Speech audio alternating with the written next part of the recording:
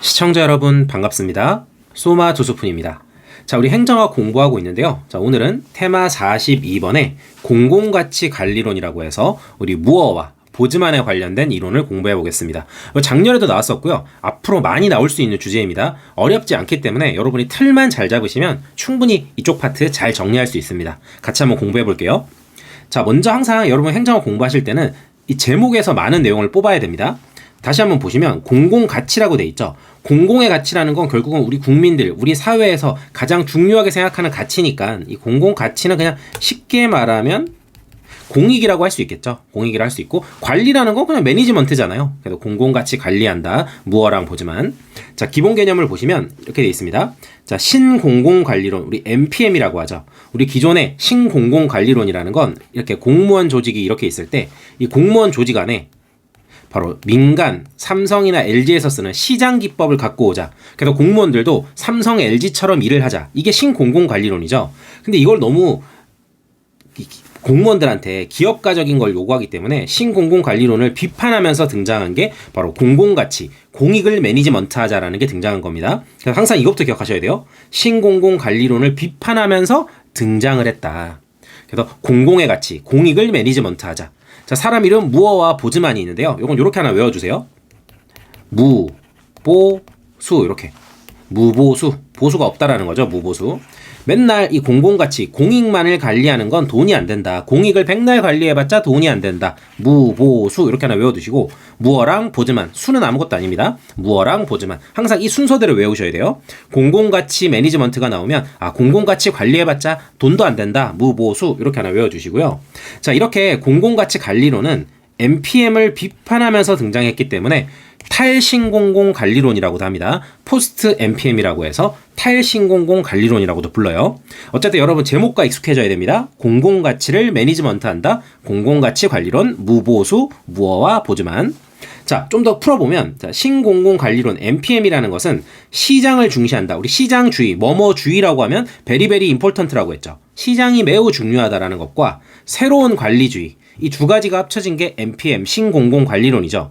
이렇게 신공공관리론은 너무 시장 기법만 강조하다 보니까 공공의 가치를 고려하지 못했다라는 거고, 행정, 공무원을 너무 돈벌이의 수단, 도구로만 사용했다라는 거죠. 그래서 이런 걸 비판했다라는 겁니다. MPM이 공공가치를 고려하지 못한다, 수단성, 도구성만을 강조했다. 그러다 보니까 행정만의 근본적인 가치, 이런 공공성을 훼손하게 되고 행정의 정당성 위기를 초래한다. 행정이 아주 정당성이 중요하게 갖춰져야 되는데 맨날 민간의 기법만, 시장 기법만을 강조하니까 행정이 설 자리가 없다라는 거죠. 그래서 행정의 정당성 위기를 초래했다. 이걸 어떻게 해결하면 좋을까? 대안적인 패러다임으로 등장한 게 여기 있는 공공가치를 매니지먼트 합시다라는 겁니다. 자, 어쨌든 다 필요 없고 우리는 MPM을 비판했다. 이게 제일 중요합니다. MPM을 비판하면서 등장한 게 뭐다? 공공가치 매니지먼트다. 자, 그럼 기출문제 보시면, 자, 무어라고 돼 있죠? 무어는 행정의 정당성의 위기를 극복하기 위한 대안적 접근이다. 맞죠? 그 다음에 무어는 신공공관리론을 계승했다? 아니죠. 비판했다고 그랬죠. 그리고 수단성을 강조하는 건 MPM이죠. MPM을 비판했다고 했습니다.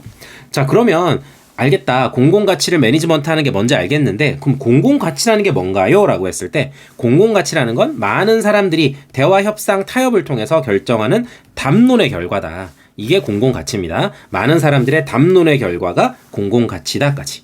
자, 어쨌든 여러분 사람 이름 잘 기억하셔야 됩니다. 무어와 보즈만. 자, 이제부터 그럼 무어와 보즈만을 공부할 건데요. 여러분 이렇게 틀을 한번 잡아볼게요. 제가 아까 공공가치를 관리해봤자 돈벌이가 안 된다. 무, 보, 수 이렇게 외우라고 했죠. 그랬을 때 수는 아무것도 아니라고 그랬고 무어와 보즈만이라고 했죠. 이랬을 때 이 두 사람의 다 이 학문 이름에 공공가치란 말은 다 들어가고요. 무어는 창출, 보즈만은 실패. 앞에 보면 여기 무어는 창출이라고 돼 있죠. 그래서 제가 동그라미라고 표시한 거고 3번에 가면 보즈만은 공공가치 실패라고 돼 있죠. 그래서 제가 이거를 아까 위에서 X라고 표시한 거예요. 여러분들은 무보수라고 한 다음에 숫자 지워버리시고 앞에 OX 이렇게 하시면 제목을 바로 뽑아낼 수 있겠죠. 공공가치 창출론, 공공가치 실패론 이렇게. 자, 이렇게 먼저 틀을 잡으시고 공부하시는 겁니다. 항상. 자, 그럼 무어는 두 가지로 나눠볼게요. 자, 무어는 민간의 관리자, 삼성이나 LG에 있는 관리자들은요. 삼성의 자산, LG의 자산을 활용해서 이 삼성의 주주들이 요구하는 많은 가치를 창출하는 게 목표래요. 당연하죠. 삼성이나 LG에서 일하는 관리자들은 당연히 주주가 원하는 가치를 창출하는 게 핵심입니다. 반대로 공공의 관리자. 그럼 저는 서울시에 있으니까 제가 서울시장이라고 예를 들어볼게요. 자, 서울시장, 바로 이 공공의 관리자는 뭘 해야 된다? 당연히 공공의 자산을 활용을 해서 서울 시민들을 위한 공공가치를 창출하는 게 목적이라는 거예요. 그래서 삼성의 관리자나 서울시의 관리자나 둘 다 똑같다라는 거예요. 가치를 만드는 거 똑같아요. 단지 가치의 종류가 다른 거죠. 서울시장은 어떻게 한다? 시민을 위한 공공가치를 창출해라. 그래서 무어의 제목에 뭐라고 돼 있어요? 공공가치를 창출하라고 돼 있죠. 그래서 항상 여러분 공부하실 때 앞으로 이렇게 하세요. 공공가치 창출론이란 말이 나오면 앞에 누굴 집어넣어라? 서울시장을 집어넣으세요. 서울시장은 시민들을 위한 공공가치를 창출해라. 이렇게 기억하시면 됩니다. 자, 그럼 무어의 내용 조금 더 보겠습니다. 자, 그럼 뭐 서울시장이 시민을 위한 공공가치를 창출하는 건 알겠는데 어떻게 창출하면 되니? 그 방법을 좀 알려줄래? 라고 했을 때 이 방법은 두 가지가 있어요. 하나는 뭐다? 전략적 삼각형. 또 하나는 공공가치 회계. 이 두 가지를 외우셔야 돼요. 그래서 이렇게 외우세요. 앞으로. 자, 서울시장은 전공이 바로 공공가치 창출이야. 그래서 서울시장의 전공은 공공가치 창출이다. 그럼 전공이 뭔데? 전략적 삼각형. 우리 삼각형은 이게 삼각형이죠? 전략을 갖는 삼각형이라는 거예요. 전략적 삼각형. 그 다음에 공공가치. 이게 공익이죠. 바로 공익적인 가치를 회계로 기록하겠다는 거예요. 우리 회계가 뭐예요? 가계부 쓰는 거죠. 수입과 지출. 그런 거 마찬가지로 공공가치도 가계부 쓰겠다라는 겁니다. 이걸 다른 말로 공공가치 점수판이라고도 합니다.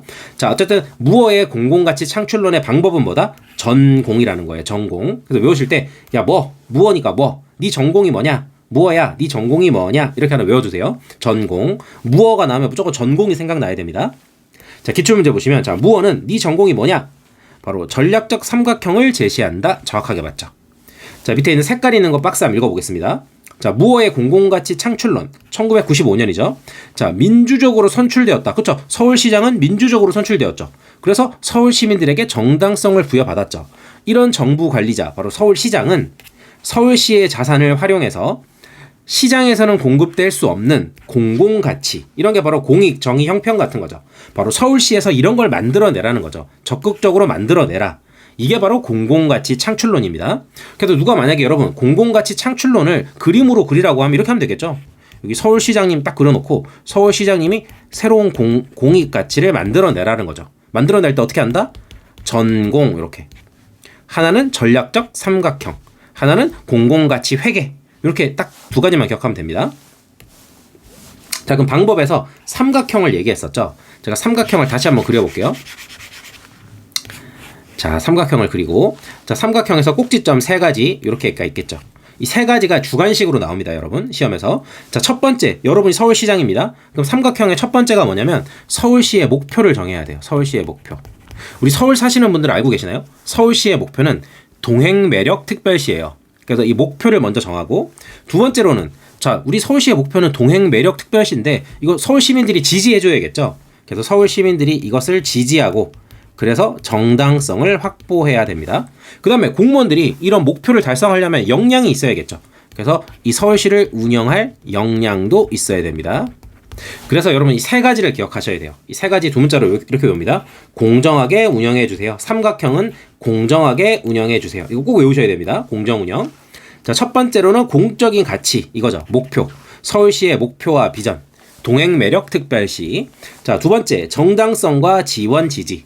자, 서울 시민들에게 정당성을 확보받아야겠죠. 그래야지 서울 시민들이 지지해주겠죠. 마지막으로 서울시의 조직과 인력과 예산을 활용해서 운영할 수 있는 역량이 있어야겠죠. 서울시장의 역량이 있어야 됩니다. 이 세 가지가 삼각형이에요. 어렵지 않죠. 우리도 똑같잖아요. 공부할 때 목표를 세워야겠죠. 이 목표를 세우고 목표를 운영할 역량이 있어야 되겠죠. 그리고 그 목표에 대해서 지지를 받아야겠죠. 이런 게 전략적 삼각형입니다. 자, 기출문제 보시면 자, 무어의 삼각형 모델은 자, 정당성과 지지, 운영 역량, 공공 가치로 구성된다. 그렇죠? 공정, 운영 이렇게 세 가지 외웠었죠. 그래서 무어의 전략적 삼각형의 세 가지 꼭 외워두시고요. 마지막으로 이 전략적 삼각형 잘 운영되는지 평가할 때 이 세 가지가 상호 보완을 하면서 잘 운영이 되는지 평가할 때 어떻게 한다? 공공가치 회계. 가계부 쓰겠다라는 거죠. 그래서 공공가치 점수판이라고도 하는데 이거 가계부랑 똑같습니다. 이건 무어가 제시한 평가 기준인데요. 지출과 수입으로 나눈다라는 거죠. 우리 가계부 쓸 때 이렇게 쓰잖아요. 그래서 여기다가 공공가치를 창출하기 위해서 쓴 돈, 지출, 공공가치를 창출하면서 얻은 수입 이렇게 딱 쓰는 거예요. 그래서 저희가 이번에 서울시에서 공공가치를 창출하기 위해서 마이너스 100만 원을 썼어요. 그래서 수입이 150이 생겼어요. 잘했죠? 이런 식으로 가계부를 쓰는 게 공공가치 회계라는 겁니다. 여러분 어쨌든 이게 가장 중요한 건 이런 말들이 나오면 무엇 거라는 거예요. 자, 기출문제 보시면 보즈만이라고 했죠. 아까 우리 어떻게 배웠어요? 무, 보, 수 그랬잖아요. 그때 숫자는 지우고 무어랑 보즈만이었는데 보즈만이라고 그래놓고는 맨 끝에 뭐라고 돼 있냐면 공공가치 회계를 제시했다? 아니죠. 이거는 보즈만이 아니고 무어라고 바꿔야겠죠. 이런 식으로 시험에서 나온다라는 거예요. 그래서 여러분 무어는 첫 번째 칸에 이거 방안 전략적 삼각형이랑 공공가치 회계 네 전공이 뭐냐 이렇게 하나 기억해 두시고 전략적 삼각형에서 내려와서 세 가지 공정, 운영까지 기억하시면 되겠습니다. 여러분 처음 공부하면 당연히 생소하고 어려울 수 있어요. 그래서 영상 멈춤하시고 많이 반복하시면 됩니다. 자, 여러분이 하셨다고 전제하고 저는 이제 마지막으로 보즈만까지 가겠습니다. 보즈만은 조금 더 쉬워요. 그래서 공공가치 실패론이라는 겁니다. 공익이 실패했다라는 거예요. 자, 의의를 보시면 자, 우리가 기존에 공부했을 때는 시장이 실패하면 정부가 개입했죠. 그래서 시장이 실패하면 정부가 개입했는데 보즈만은 그렇게 하는 거 아니라고 하는 거죠. 시장이 실패해서 정부가 개입한다고 정당성이 생기는 게 아니래요. 그럼 어떻게 하는 거냐라고 봤더니 공공가치가 실패했을 때 정부 개입이 정당성이 생긴다라는 거예요. 아, 그러면 우리가 기존에 공부했을 때는 시장이 망하면 정부가 개입했는데 보즈만은 다르게 보는구나. 공공가치, 공익이 실패했을 때 정부 개입이 정당화되는구나 라고 하는 거죠. 그러면서 이 보즈만이라는 애는 공공가치의 범위를 설정했대요. 자, 공공의 가치는 이만큼이야. 아니야. 공공의 가치는 이만큼이야. 아니야. 공공의 가치는 이만큼이야. 이런 식으로 공공가치의 범위를 그림으로 그려줬대요. 여기 보면 공공가치 지도 그리기라고 돼 있죠. 이게 지도를 그리는 거예요. 지도 그리기. 그래서 시간이 지날수록 공공가치는 더 넓어지겠죠. 시간이 지날수록 공공의 가치는 점점 더 커질 겁니다. 사람들이 원하는 게 많아질 테니까. 자, 박스 안에 있는 거 읽어볼게요. 보즈만의 공공가치 실패론. 자, 2002년 월드컵 때 나왔네요. 자, 시장 메커니즘이 효율적으로 작동하고 있지만 시장은 우리 사회가 필요로 하는 본질적인 가치, 바로 공익, 정의, 형평 이런 공공가치를 제공하지 못한다. 당연하죠. 삼성에서 공공가치 못 만들잖아요. 그렇기 때문에 정부 개입이 필요하다고 주장하는 이론이다. 이게 보즈만의 공공가치 실패론입니다. 자, 그럼 위에 보시면 특징 보시면 자, 공공가치 지도 그리기라고 그랬죠. 아까 제가 매핑이라고 했었죠. 아까 공공가치가 어디까지인지 범위를 그림으로 그린다. 그래서 지도 그리기 기억해 주시고요. 이 지도 그릴 때 핵심 가치와 이웃 가치가 있대요. 이게 뭐냐면 가장 중요한 핵심 가치를 먼저 그려요. 그리고 핵심 가치에서 이 뿌리가 나가는 거죠. 이렇게 가지가 치는 겁니다. 가지 이렇게 이웃 가지가 또다시 여기에서 또 가지를 치는 거예요. 이렇게. 그래서 나무에서 계속 가지를 치듯이 이렇게 그림을 그려가는 걸 우리는 매핑이라고 하고 이걸 지도 그리기라고 합니다. 항상 핵심이 되는 가치가 여기 있겠죠. 핵심이 되는 건 뭐 인간의 존엄성 같은 게 되겠죠. 자, 기출문제 보시면 자, 무어라고 해놓고는 공공가치 지도 그리기 이거 보즈만이랑 말 바꾸기 한 거잖아요. 보즈만입니다. 보즈만. 이렇게 무어랑 보즈만을 말 바꾸기로 바꿔서 낸다라는 거 기억해 두시고 자, 그러면 보즈만이라는 사람은 그 뭐 공공가치가 언제 실패하니? 라고 물어봤더니 뭐라고 했냐면 시장이나 또는 공공 부분이 이거 공공 부분은 한정이 아닙니다. 시장과 공공 부분 두 개 다예요.